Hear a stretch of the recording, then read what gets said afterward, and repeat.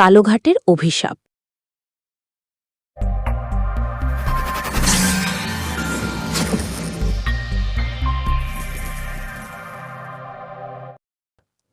মাধবপুর গ্রামে ভূতের গল্প নিয়ে হাসাহাসি করত রাকিব।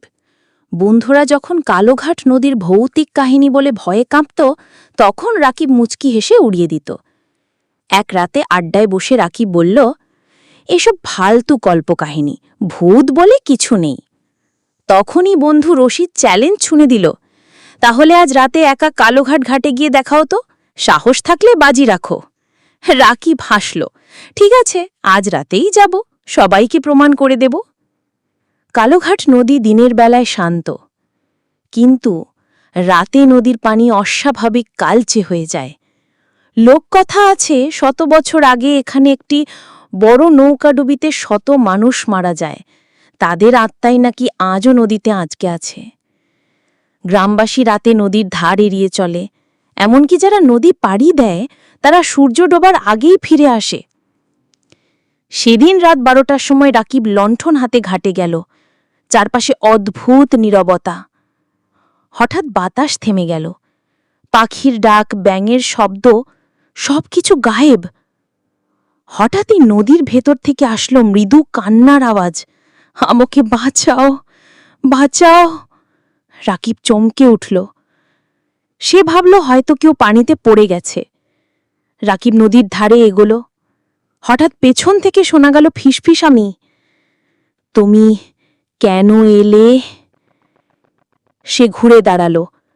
চাঁদের আলোয় দেখা গেল ভেজা চুল ঝুলে থাকা এক নারী দাঁড়িয়ে আছে, মুখ অন্ধকারে ঢাকা, শুধু দুটো লালচি চোখ জ্বলছে। তার চারপাশে কাদার গন্ধ ছড়িয়ে পড়ছে। নারীটি ধীরে ধীরে এগিয়ে এলো। রাকিব নড়তে চাইল, কিন্তু শরীর শক্ত হয়ে গেল। হঠাৎ নদীর পানি থেকে অসংখ্য কালো কাদা মাখা হাত বের হয়ে এলো। সেগুলো রাকিবের পা আঁকড়ে ধরল, টেনে নিচে নামাতে চাইল। সে চিৎকার করতে চাইল, কিন্তু গলা দিয়ে কোনো শব্দ বের হলো না। পরের দিন সকালে গ্রামবাসীরা রাকিবকে খুঁজে পেল ঘাটের ধারে। সে বসে আছে স্থির হয়ে, চোখ দুটো ফাঁকা, মুখ হাঁ হয়ে খোলা। কেউ তাকে ডাকলেও সাড়া দেয় না, শুধু মাঝে মাঝে তার ঠোঁট কেঁপে ওঠে আর বের হয় ভৌতিক শব্দ, পানির নিচে, অন্ধকারে, আমরা বন্দী। গ্রামে ভয় ছড়িয়ে পড়ল। রাকিব বেঁচে আছে, কিন্তু যেন অন্য জগতে হারিয়ে গেছে। লোকেরা বলল কালোঘাটের আত্মারা তাকে বন্দী করেছে। রাত গভীর হলে রাকিবের ঘর থেকে কান্নার শব্দ ভেসে আসত, কখনো নারী, কখনো শিশু, আবার কখনো বৃদ্ধের কণ্ঠস্বর। গ্রামের মোল্লা সাহেব বললেন, এটা কোনো সাধারণ ভূত নয়, এখানে বড় অভিশাপ কাজ করছে। কেউ একজন আত্মাদের মুক্তি না দিলে এই অভিশাপ চলতেই থাকবে।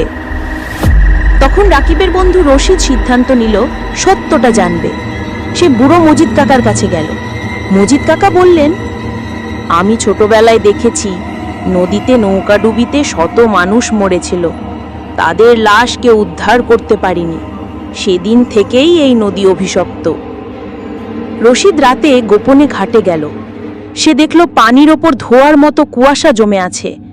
কুয়াশার ভেতরে দেখা গেল শত শত হাত নড়ছে, কেউ কাঁদছে, কেউ ডাকছে, আমাদের মুক্তি দাও। রশিদ আতঙ্কে পালিয়ে গেল। একদিন গভীর রাতে রাকিব হঠাৎ নিজে থেকেই ঘর থেকে বেরোলো। গ্রামবাসীরা দেখল সে ঘুমন্ত মানুষের মতো ধীরে ধীরে ঘাটের দিকে যাচ্ছে।